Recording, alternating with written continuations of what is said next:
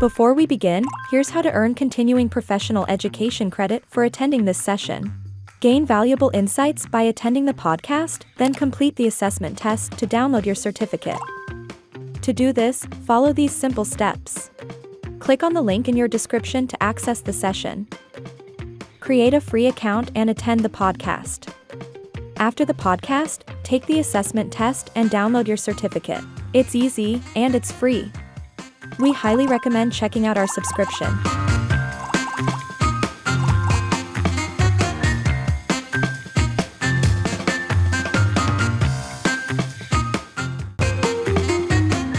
So essentially what you're trying to say is that AI does the heavy lifting by performing the preliminary calculations and spotting the anomalies before you even begin an analysis. Is that how it is? You got it. 100%. So the idea is we're using AI to auto-curate data lakes for auditors. Right. So ahead of the audit, and this is a new role we think is going to end up being, and this role already exists inside of a lot of audit firms, but it's the clerks that take the data from the client end. So how do I organize the data coming in from the client? Yep. Okay. And then how do I structure it in the data lake around the areas of risk that we've identified from the structured financial data? And it can be very simple tests, like it could be a days sales outstanding report says, I've got some clients that don't seem to be paying up. That's an area of risk. And I want to look at all the documentation associated with the customers that aren't making their payments. And that's, a valid audit risk. To go reach out and say, I would like the documentation in this area for these kind of products that you're selling to these customers. And, that's what builds data lakes, is knowing that there's areas of risk, there's linkages to the documentation, the business process flow, source documentation in that area. How does it link to the transaction? Okay, now we're seeing why things weren't paid. And now you're learning that, maybe you've over-invoiced somebody or something like that.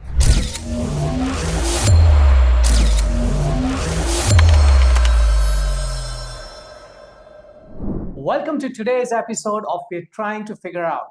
I'm your host, Saul, and today we are diving into how artificial intelligence is reshaping the world of auditing. Joining us today is John Craig, CEO of Vigilant AI, a leading company helping firms streamline their financial data management and audit processes through AI. John, it's great to have you on the podcast. Thanks for having me, Saul. Appreciate it. Absolutely, absolutely. John, you've been in this space for quite some time, and you've seen firsthand how technology can transform the audit process. But before we jump into the tech, can you give us a bit of your background? What led you to create Vigilant AI? So really interesting journey for me. I mean, I'm not an accountant by training at all. I'm an engineer. I spent most of my early career in telecom, and I actually delved into some areas that had to do with network management. So it was large data management. It was managing how telecom networks stored their inventories, and we had to figure out how big networks used to be able to have to activate things like DSL over a series of connections, and you had to know whether the network had that kind of connection to the endpoint to be able to, say, enable a DSL connection back in the day. Yep. And it was actually with telecoms, it was a big data problem because they have very complex plants and they didn't know what exactly was on every line that they had out there in the world as to whether they could roll these services out. So I got exposed to some big data problems. But as I moved through my career, I ended up getting involved in entrepreneurism and starting some companies in some interesting areas, including like mobile app development, stuff like that. And after selling out of one of my companies, I ended up getting into a company in the Ottawa area called MindBridge Artificial Intelligence, or MindBridge AI. And MindBridge was using artificial intelligence to do financial anomaly detection. So that was kind of my first exposure to the accounting industry. And that's what brought me eventually to found Vigilant AI. All right, that's interesting. That's fascinating. There is a thought behind it. Vigilant AI is solving some major pain points in the accounting and auditing industry today, right? Yeah. Can you tell us more about what problem you identified that led to the creation of Vigilant AI? Well, the main problem that we identified is that there is no way for an auditor or an accounting firm to be able to manage and review unstructured data. Mm-hmm. So unstructured data being like documentary, source document evidence attached to financial transactions. And there was no automated way to go through that data. Nobody had come up with the right approach. There are some techniques that are out there now that use OCR to extract data from documents, but you have to have kind of read the document in advance yourself to know this is the right document, this is the data I want to extract, and then I attach that manually to an Excel spreadsheet. That's Right. kind of state of the art in accounting today. But Mm-hmm. nobody was automating going through this data. And what we recognized is there's a continuing number of audit failures. There's a continuing number of audit fines that are taking place in the industry. And a lot of it has to do with not being able to review enough data.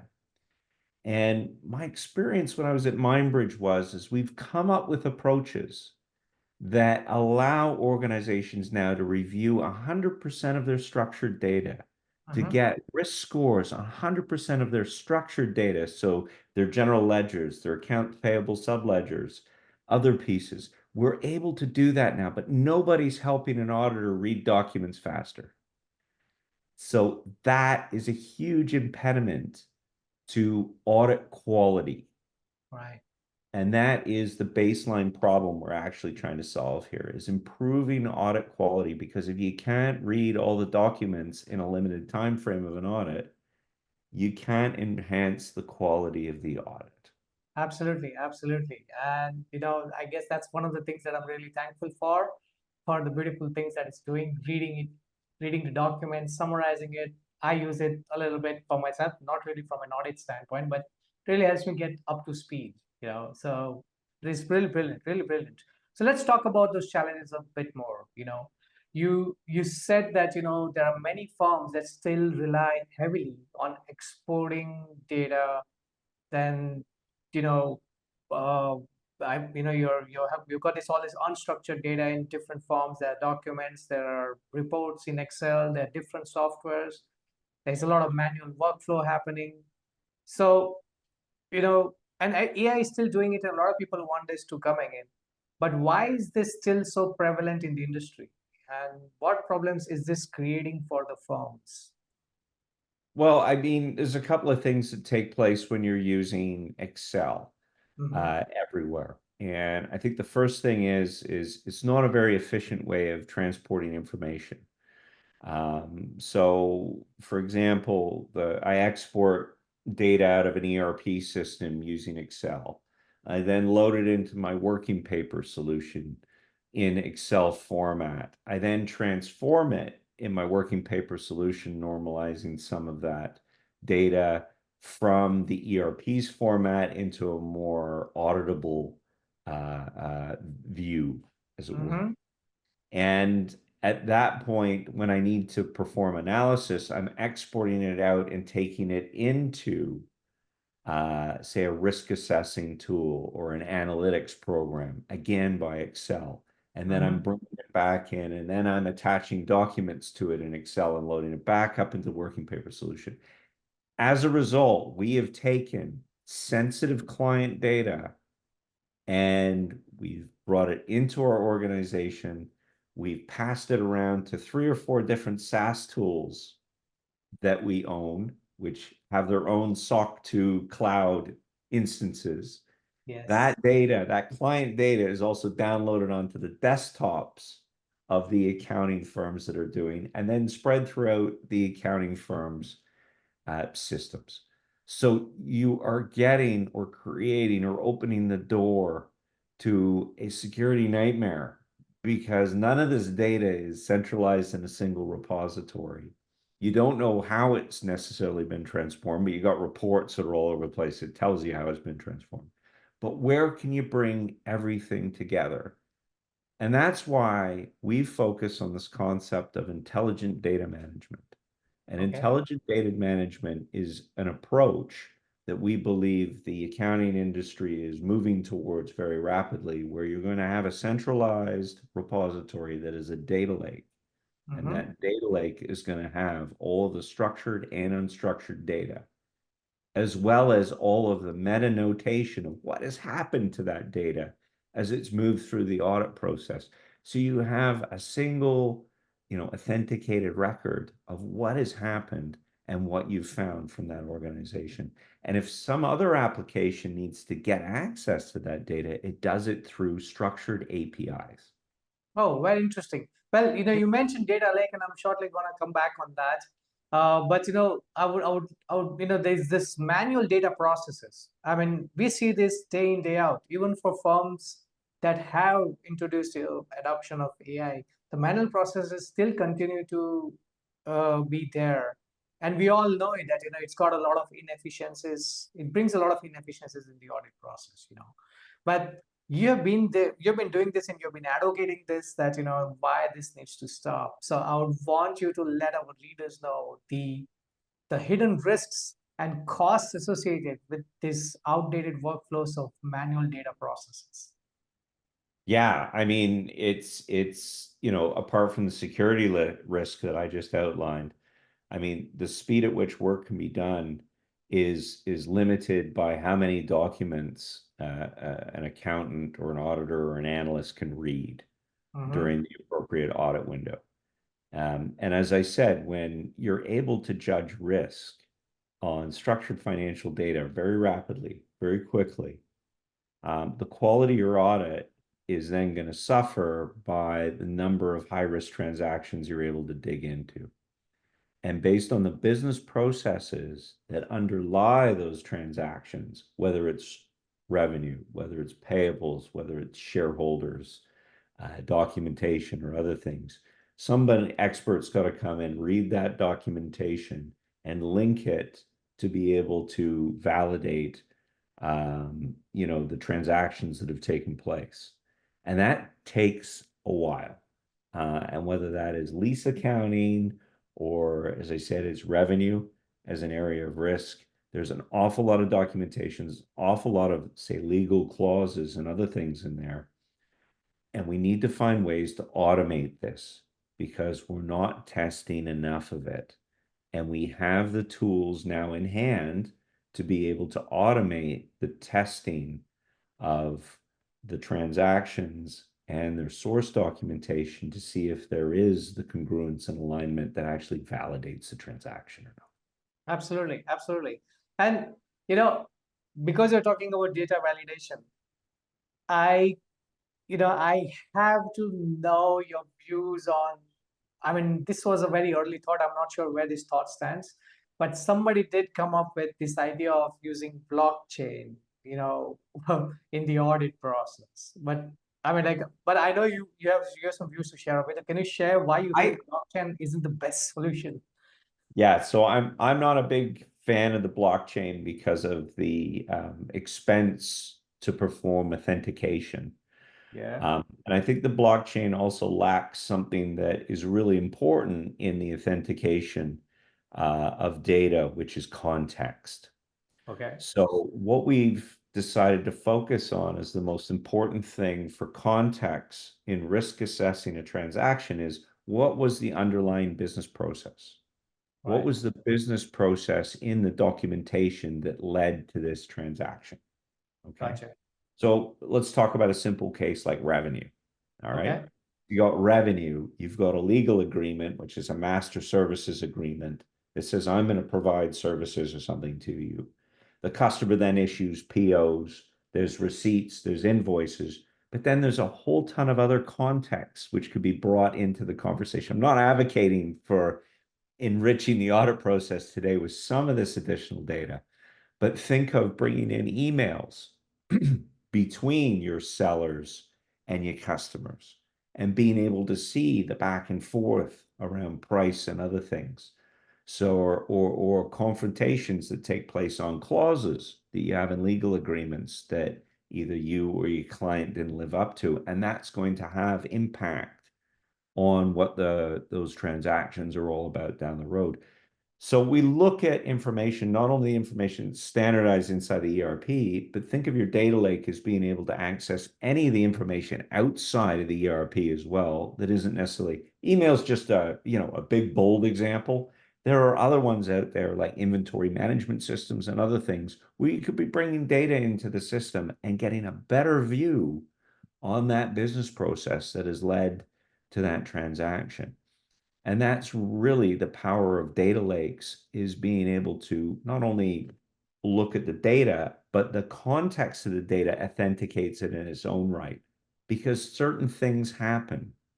And Yes. if certain documents don't get produced, Yeah. that process looks a little odd. Yeah. Yeah. Absolutely. Absolutely. Now let's pivot to how AI is actually solving some of these challenges, right? At Vigilant AI, you use machine learning to capture, contextualize, and analyze all this financial data. So, but I would definitely want our listeners to know, how does that process work? Do you want to earn CPE credit? Take this course of MyCPE 1 to earn free credit. Click the link in the description to get started. Well, let's just talk about the big picture of intelligent data management and what that means, because we're just one way of doing it. Okay. Our approach is very much focused, or the approach to intelligent data management is to scan documents, okay, using OCR techniques. Yep. And you can use a variety of AI approaches as well. But Yep. what you want to have is an auditor in the loop, okay? So what you're doing is you're scanning documentation, you're linking it based on the business process to various transactions. And once that documentation is linked to the transaction, you're able to then, in an intelligent data management fashion, automate the testing of extracted terms out of the documents, Okay. okay, against the structured financial data or across the business process documentation. So you could look at clauses. You could pull a legal clause out of let's say you pull a legal clause out of a master services agreement, which says you can't short ship me or I get a 10% discount. Well, you can design a test in the system that says this happened. Oh, I have a bill of lading over here that says you short ship me. So you owe me this as a credit. And we can put a package together, send it to the client, and they get that credit back. So the concept of intelligent data management is extracting terms, turning them into tests, and then building the report structure out so that you can actually send and get it either from an enterprise side or a consulting side, or in the audit world, say, hey, look, you've left some money on the table here over here. Your balance should be different with your client and customer because you've failed to, extract value from your contracts, as it were. Right. And now I'm just gonna, move your conversation back to the term that you said, data lake. And Yeah. there is one more term that I hear, there is data lakes, and then there's data swamps. That's a word that I've heard as well. So can you explain how audit firms can prevent the data lakes from turning into data swamps? Obviously, also let everybody know what is a data swamp, because Yeah, so data swamps. So the audit industry has dabbled in data lakes in the past. right. We've used some of the earlier tools that came out, whether it was Hadoop or Splunk or other tools that were out there in the world. And what happens is you load your unstructured data and your structured data into this repository.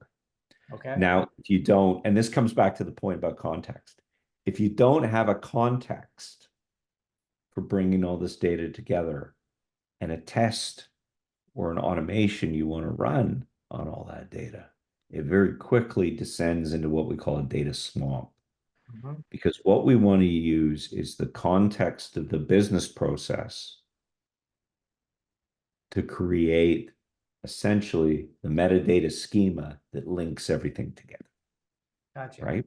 Gotcha. And that's what the important thing is about context. So a good data lake is tagged so that there is a chain of all the correct documentation and an understanding, sort of a taxonomy almost, of how it connects to the financial transactions, to the structured financial data.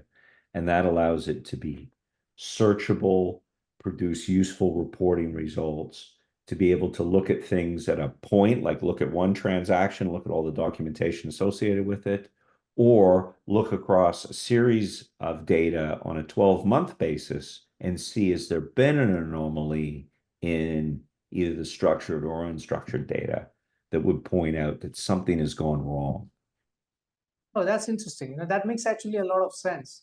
So essentially what you're trying to say is that AI does the heavy lifting by performing the preliminary calculations and spotting the anomalies before you even begin an analysis. Is that how it is? You got it. 100%. So the idea is we're using AI to auto curate data lakes for auditors.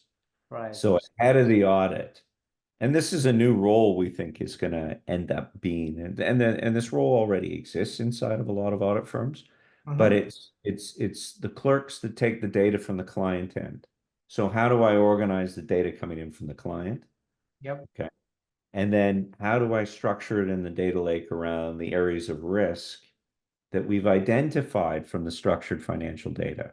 And it can be very simple tests, like it could be a days sales outstanding report says, I've got some clients that don't seem to be paying up. That's an area of risk. And I want to look at all the documentation associated with the customers that aren't making their payments. And that's, a valid audit risk to go reach out and say, I would like the documentation in this area for these kind of products that you're selling to these customers. And, that's what builds data lakes, is knowing that there's areas of risk, there's linkages to the documentation, the business process flow, source documentation in that area. How does it link to the transaction? Okay, now we're seeing why things weren't paid. And now you're learning that, maybe you've over invoiced somebody or something like that. So there was a fat finger invoice and they're not going to pay it because, uh, you charged them double what they said you were going to in the contract or something. Yeah. Yeah. And obviously, AI is also able to extract that information from the contract, match it to the invoices, and tell you upfront that this is the reason why. Or the number doubled Yeah. because, the customer put a change order in. Oh, And where yeah. did change orders end up? Well, do they make it into the ERP system all the time? Sometimes they don't. Maybe they're in an email. And Yeah. that's where I come back to. It's other sources of data that you can bring in outside of the ERP system to say, yeah, that contract doubled because of this. And now we're in an email dispute Yeah. over whether that work was done validly or not, and was it signed off by the right people. So Wow. Wow. Very interesting. Very interesting. I wish I could see this really live in action, but maybe we'll keep that for some other, podcast or something. But let's dive deeper into how AI is helping with the accuracy in audits, right? So how does it help the auditors detect the anomalies or discrepancies that might otherwise be missed during manual audits? well, the beauty is with all the main thrust of AI is that it can automate a lot of testing in advance. So Mm-hmm. even before an audit begins, you can have positioned your data, knowing the areas of risk in the organization, knowing the documentation that you brought in, knowing the taxonomy. Okay, now I'm picking fields out of certain documents and comparing them against the structured financial data or against all of the documents in the process from PO, receipt, invoice, master service agreement, checksums, all the way across the way. I'm looking at it in two-dimension format. And I'm coming up with reports that tell me, oh, I've tested and the revenue in these two documents is different. The proposal said I should have been paying this much, and I have an invoice that says double. Oh, Now, why?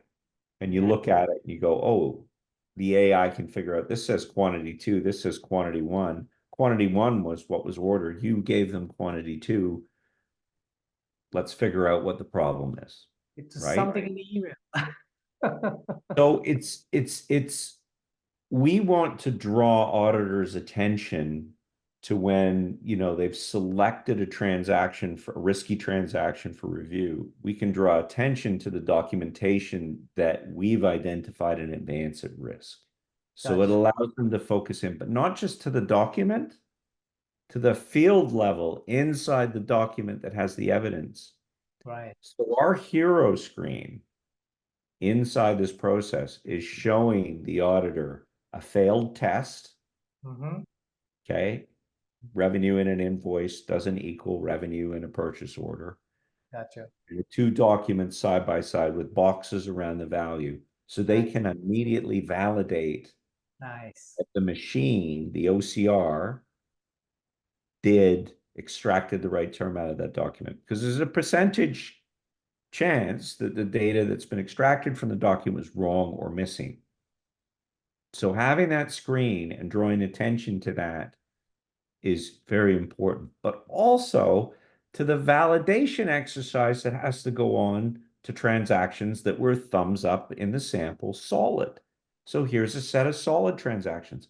We can also pre-validate a lot of documentation and testing, and that creates a more solid foundation to move forward on.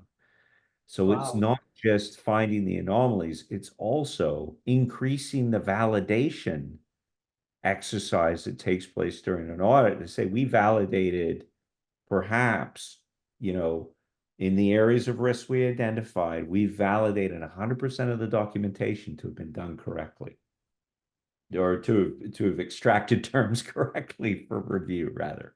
Yeah.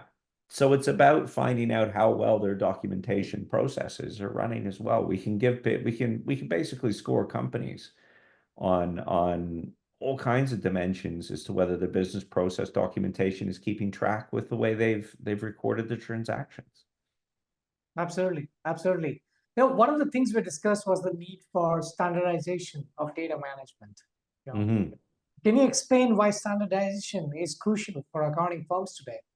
Well, I think it's one of the biggest factors in why audits have data issues in general. Now, this is again a bias of mine. I come from the telecom industry. And in the core of the telecom network, all the components that make your cell phone work are based on standardized data schemas as the way they store, manipulate, and manage data from a billing perspective, from a customer record perspective. It's very similar to the insides of accounting organizations, the way telecoms operate, but they standardize the way that they store and manage their data. So if you want to replace the database inside of a core cellular network, you take out the Huawei component, you put the Ericsson component in, and it works just fine, right? Because it's all standardized data interfaces. Yeah. Exactly. And that's not the way it works in the accounting industry. It's a self-regulated profession. ERPs that don't use standardized interfaces that export into formats that are hard to or difficult to load into other systems. That kind of standardization just doesn't exist in accounting the same way it does in the cellular network. And that leads to an inefficiency that, we note because every audit seems to have different aspects to it.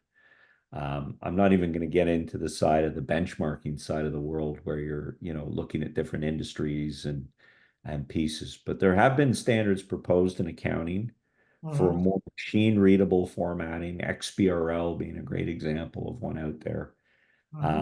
It would be really neat if all the ERP systems were able to use a common language, readable, machine readable and human readable for exchanging information back and forth that wasn't Excel. And that's where that's the struggle I think the accounting industry and the ERP industry is going to go through in the next few years, because what AI is going to do is it's going to point out, well, AI can adapt to doing this. It's expensive to adapt it to doing this. And people are going to realize really quick, well, why am I paying for this high performance computing when I could have just built a better schema and been a lot more efficient? And Gotcha. and that's what's that AI eventually points out that because it's going to hit you in the pocketbook because if you're using Gen AI, I'll give you an example here, which is great. If you Yeah. use Gen AI to extract data out of a document, it's like going into Starbucks, okay, and ordering, a frothy mocha frappuccino with, all kinds of peppermint in it. It's Mhm. going to cost you $8. But what you really needed was the bean, one coffee bean out of that document. I needed one number out of there. It's a very expensive way to extract data out of documents. So coming up with efficient processes to do it and feeding them into schemas that are efficient, that's going to also save the accounting industry a significant amount of compute down the road. Because if we just lean on Gen AI to tear documents apart for us, we are in a heap load of expense very, very quickly. And audit and accounting firms are on the cusp of finding out what, 30, 40, $50,000 bills for compute in an audit if some junior level employee runs off and uses ChatGPT for everything. Access latest and trending CPE courses with my CPE One Unlimited Access subscription. Subscribe now. Well, let's not talk about ChatGPT. In fact, I guess the news today morning is OpenAI is actually coming up with a new version, which Yeah. is also going to have some reasoning capabilities, but too early to test that, too early to talk on it. But we'll talk about you. You have worked with so many clients, and I'm sure you have got a lot of transformation stories to share. But could you share an example of how audit has transformed an audit process for one of your clients? I think one of the areas has that we've identified with one of our clients is a return on investment. Okay, interesting. So and it's significant in terms of labor reduction. So the audit industry today is obviously facing labor shortage challenges. And in certain areas of audit, I'll give you an example. This is a grant reconciliation or a grant compliance audit. Okay. So in government, very often governments take a grant, they send it out to a not-for-profit. There's a bunch of rules and regulations about that. Those Yep. form the tests of Yes. what we're supposed to do. So we code tests into our system, load all the documentation at the end of the month brought in for the not-for-profits, and we scan through against a set of rules, and the rules are enshrined in tests. So for example, there could be a rule that at the end of a month, all the reports have to be submitted with a signature from the managing director on a particular on the 15th day of the month. Okay. Of course, the 15th day of the month sometimes falls on a Sunday. Yeah. So it's very often that grantees file a report on a Monday, a day late. But you Well, have to the rules say we have to find a signature block and a date, tag it as an exception, yeah. check it, tag it as an exception, and then write a report to the governmental entity that says we found an exception in reporting. It was off by a day. Okay. But that is a tedious manual process to do. A computer can automate that like this. Wow. So when Wow. you have enough of those manual tests that you need to go through inside of an audit and the way we're structuring the rules, we're able to do this at a price point that is, half the cost of their labor, makes their labor that more productive. So they're able to not just sample. Where we're getting to is the higher quality part that I was talking about before. We're not just sampling certain grantees for review. We're able to do all of the grantees. Yes. Yes. Yes. In fact, that is something that I always felt that, sampling is somewhere it's lethal, because what if your sample was itself not a good sample? you know, Mathematics is a fun way of absolving people. Percentages have a great way of absolving people of crime. Very well said. Very well said. Oh, yeah, Yeah. but on the whole, I think the idea is these kind of labor returns that you can get, it makes there's still a human in the loop.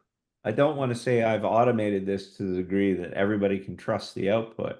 You No. come up with some output based on a series of tests. Somebody still has to examine that and say, Yep. I agree that this machine is done the right work, has been transparent about how it's done it.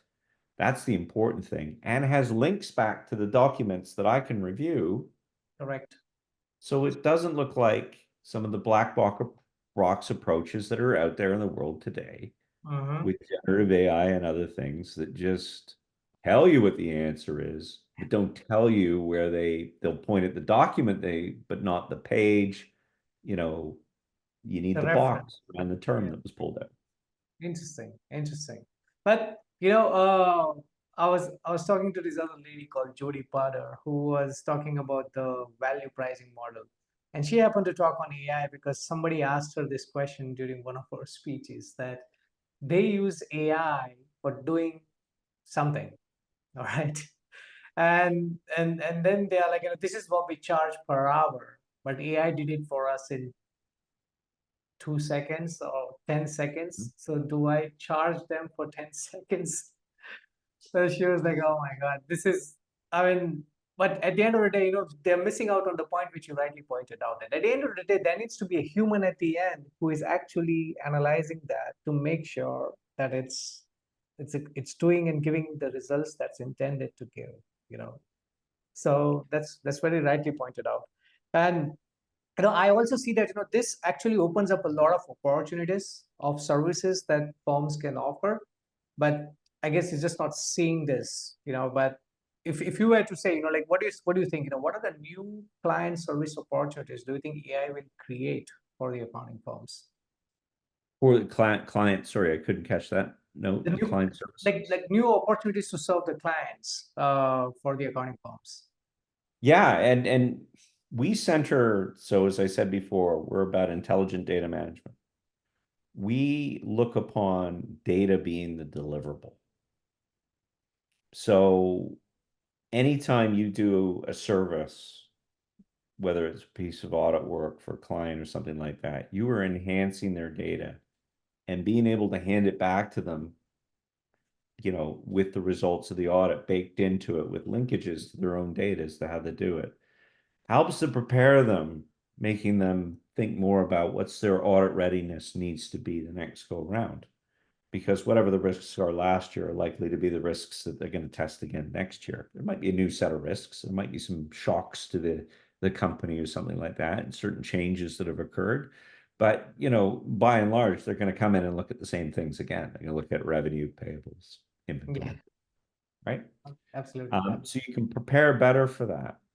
But by also potentially, and the way we look at this is data becomes a deliverable. You hand the data lake back to your client and you say, oh, by the way, you can do this, this, and this with it. And suddenly the client's thinking about, oh, and this gets to, the holy grail of accounting is, can we get to continuous audit? Can we Yeah, get to an approach where I am enhancing the client's data, handing it back to them after an audit, and yeah. they're able to do other analyses internally Wow. because we've mapped out business processes. And as they add and perform more analyses themselves, are we getting a richer data set moving forward Yep. where we are constantly looking at, just take a simple thing, as I said before, like day sales outstanding report. Yep. What if you're able to drill into a day sales outstanding report, click on a PO number, bring the PO document up, but also bring up the master service agreement and all the invoices and go, okay, pull these terms out of this, plot it on a graph. Wow. And well, I've looked at it from a document perspective and then a ledger perspective. Is there any delta between the two of them? No, there isn't. There's nothing at the macro level. Well, what am I getting into at the micro level here? Oh, I'm seeing changes, right? Wow. And these terms need to be enforced in the agreement, or Yeah. however it gets managed. And that's the sophistication of making data the deliverable, is because I've linked all those documents now to the client's uh, transactions. They've got a richer data set that they can move forward with and do more with. So I really do believe in that, and that is sort of part of the ethos of our firm, is to say data is going to be the deliverable in the future. Wow. Wow. Very well said. Very well said. Data is going to be the deliverable of the future. I'm going to keep a note of that.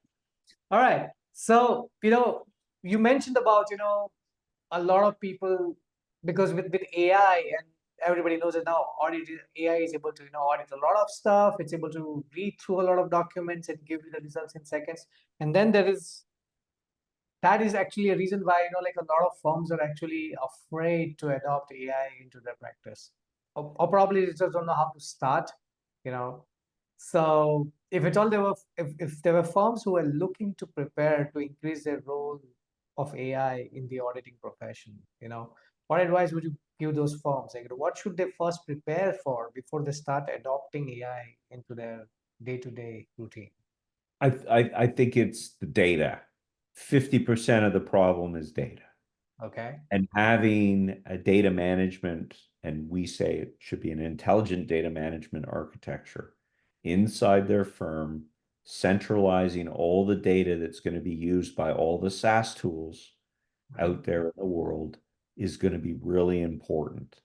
And Okay. it goes beyond simple, just secure transfer of documents between the client and the firm, because we all know those end up getting downloaded to the desktop and then getting back into the security issue. It all gets proliferated about the SaaS tools. But having a centralized, intelligent data management architecture, and then the SaaS tools link in appropriately in the right regions, in the right areas. So when you minimize transit costs, because we all, in our rush to move to the cloud, and everybody's going to move to the cloud. When we get to the cloud, you have to remember you want to minimize the amount of transit cost that you have to do between cloud instances. So certain SaaS products exist in certain areas for certain reasons. And if you start transiting data back and forth between two SaaS tools, you're going to start to accumulate transit costs in data. So how can you minimize that? So it's about building it in an infrastructure that's going to make more sense and perhaps has unified compliance capabilities in it as well. And I think there's a big role for some of the big software componentry out there from companies like Snowflake, for example, or Databricks, bringing a unified environment for structured and unstructured data. And that's something we take to heart as well, because we're ensuring that our products can run in those environments. And that gives them scale, security, SOC 2 status across all cloud domains, not just, the weakest SaaS product is your weakest link in your security. Your entire architecture should run inside of in the right data environment where you can minimize cost and transit. Yeah. Very interesting. So Vigilant AI, we spoke about, softwares talking with each other through APIs and everything. And, you have kind of created this solution which resolves that, I guess. Everybody's talking from one in a common language. It's all standardized, if I may say. It's all standardized. So just for our viewers, if you could let everybody know Vigilant AI, which are some popular softwares that Vigilant AI is very well syncing with and being used by a lot of the customers and all that. Well, we designed it. We designed it to be very compatible. Okay. We design it with an API infrastructure that anybody could work with. You can also drag and drop spreadsheets into the system. The idea is bring your data as it is. Let the data speak for itself inside the environment. It's the business processes that bring the context to the data for that organization. And that's creating the structure that is the natural construct in which you should look at the data. is our founding principle. So it's not about coming with a preconceived notion that you're an oil company, so you should structure your data like this. No, it's what are your business processes? We bring your context as is to the data and then build that data lake, auto curate that data lake in such a way is that we can automate the testing of what's going on the inside of it. Yep, absolutely. Well, I might be putting you on the spot when I ask you this, but do you really think that we'll eventually see real-time auditing becoming a norm? I think that's it's a beautiful thought. I think it could be like a stretch goal for any one organization to get to. I think it defeats the purpose of how audit firms understand the value they're bringing to the table today. Okay. Okay. In the future, to Jody's point, if this work was to take 10 seconds, what's the value of it to the organization? We know there's value there for the organization. Yes. And in the know-how and the understanding to be able to do it. And the intelligent application of algorithms and processing power is the advantage these firms are going to be able to do. But it's also the quality level. Yes. And I think, when you're talking about value that audit firms are bringing, if you can review more data using AI, and I think this is what has to happen, is the quality bar on the audit goes up to the number of documents and processes that have been reviewed that were identified at risk.